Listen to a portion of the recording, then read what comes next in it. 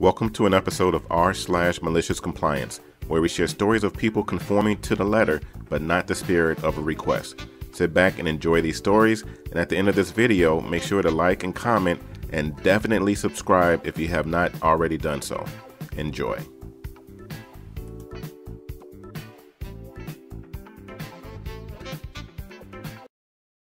And this story is posted by /absent the Ortwo. I'll take the free mini vacation for $0, Alex. A little background.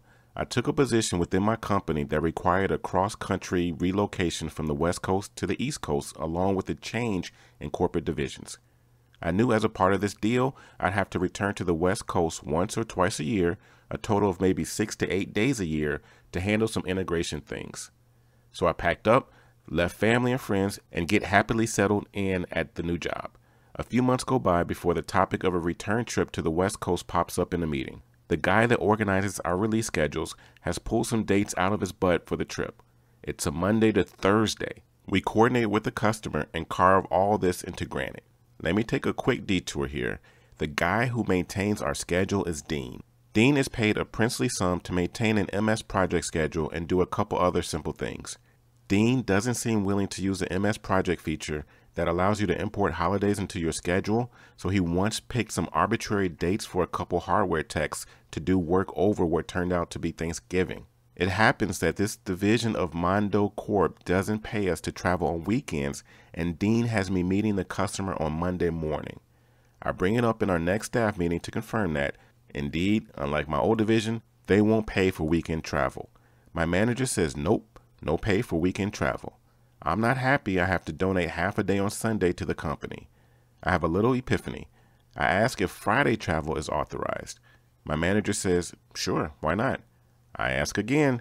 I can fly back to the West Coast on Friday morning, get a rental car, stay 3 extra nights, and Mondo Corp will pay? The answer is still yes.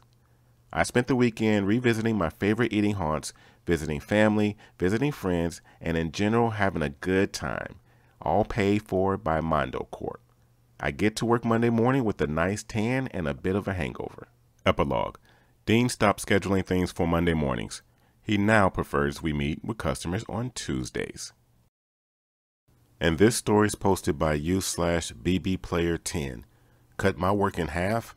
Won't hear any complaints from me. I work for a general contracting company, GC, in construction. Our job is to handle the subcontractors, SC, the smaller companies that do specific types of work, and make sure they're all doing what the designer, engineer, and client want. For quite a while, the name of the game has just been document management in my department. We get a document from the SC, we push it to the designer and engineer, get the document back, and then push it to the client. Basically, we just play hot potato with the documents. I handle about 100 of these every week. Generally, about 1 to 3 per week will have some kind of problem, either caused by a mistake by me, someone else, or the computer system. My manager has gotten increasingly frustrated about these mistakes as time has gone on.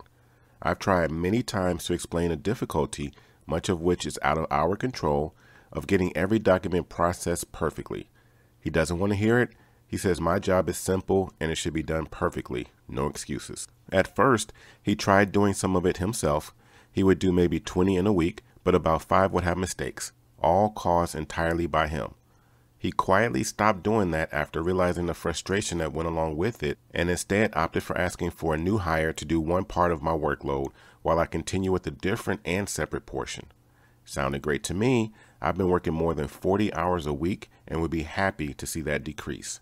This new hire had been a great guy. Great attitude, shows up to work before me almost every day, and does what you tell him. The issue is, as my manager realized firsthand, there's a lot of pedantic things you do have to learn before you can send off all of these documents without a hitch. He started making mistakes as expected, and I'd send him an email if I saw it, tell him in person, whatever. Until one day I sent him an email telling him there was an issue, and he forwarded it to my manager because he didn't understand what I meant, and I was on PTO for the day. My manager kindly responded to both of us, saying that perhaps he wasn't clear. The new hire's job is X, mine is Y, and I am not the new hire's manager and shouldn't be trying to manage him. If the new hire has any issues, he can raise them to our manager. Immediately when I read that email, I knew the inevitable fireworks that were to come. I never emailed the new hire again. We still talk, we're friendly, but I never answer his questions, never point out his mistakes, and certainly never touch any work that would fall in his territory. For a couple weeks, all was silent, and to my manager, I'm sure everything seemed to be going smoothly. That was until our monthly report. Suddenly, we are now 360 documents behind our goal. 100 that has been processed have errors, 30 of them critical, and the client is withholding funds purely because of the sudden halt in document management. The VP talked to the new hire and myself to see what was going on. The new hire was on the verge of tears, apologizing up and down, and I explained how things seemed to have been going well until our manager discouraged me from teaching the new hire the ropes. The new hire and I were both excused by the VP, neither one of us in any trouble. Our manager is currently being ripped apart by the VP as I write this for leaving the new hire out to dry. Edit. I put this in the comments, but I just heard back regarding a job I'm ecstatic about. Better pay, a bonus, better benefits, and no POS manager. For those wondering, no, my manager didn't get fired. He's just been hiding in his office since the VP was done with him. But me dropping my 2 weeks on him the same day? I can't imagine he'll forget this day for years. And this story is posted by /Daniel Cade.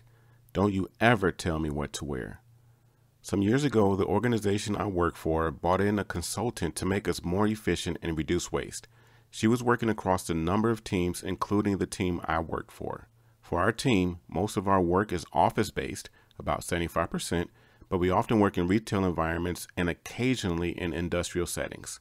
The other teams that the consultant was working alongside all seem to be totally off-based. Some of the sites we worked at can be quite dirty or smelly. Butchers are among the worst, and so we always advise people what to wear, as it's easier and cheaper to clean a pair of jeans rather than a suit. I was introduced to the consultant and was told she'd be accompanying me on the job. She seemed quite pleasant and was very smartly dressed. I talked her through the booking process and explained the work we would be doing. I suggested that she may want to wear casual clothing rather than business attire.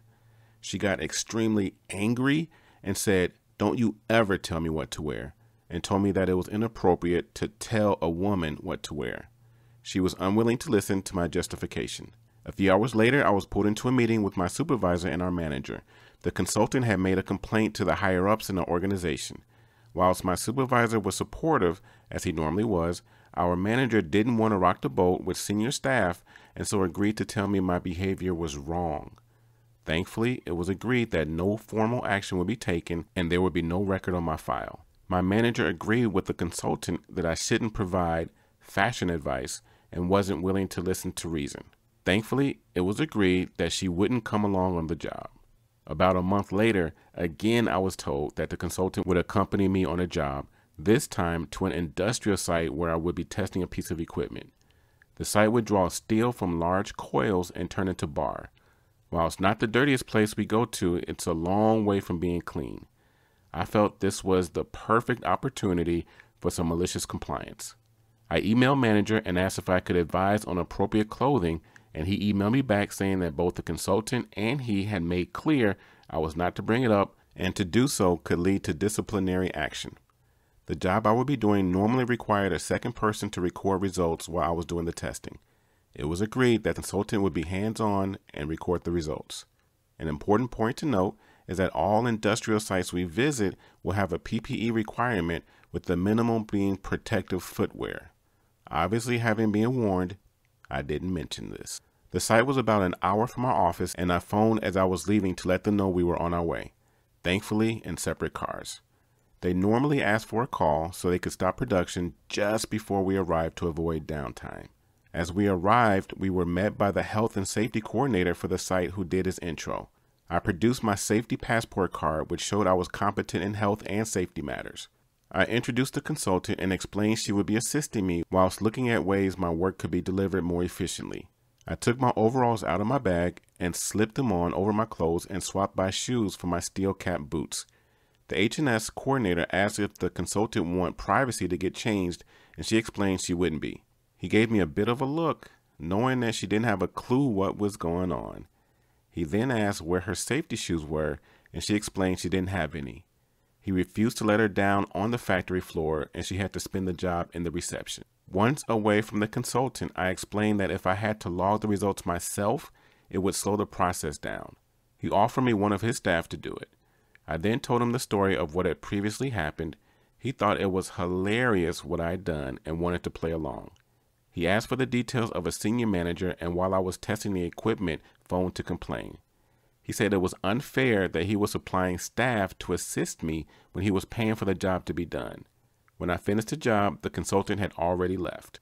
When I got back to the office, I was pulled into a meeting with our director, my manager, and lots of other higher-ups, and was asked to explain myself. The director let me fully explain and thought it was ridiculous that I was blamed for the first incident. I also explained that I had email confirmation that I wasn't to speak to her regarding clothing.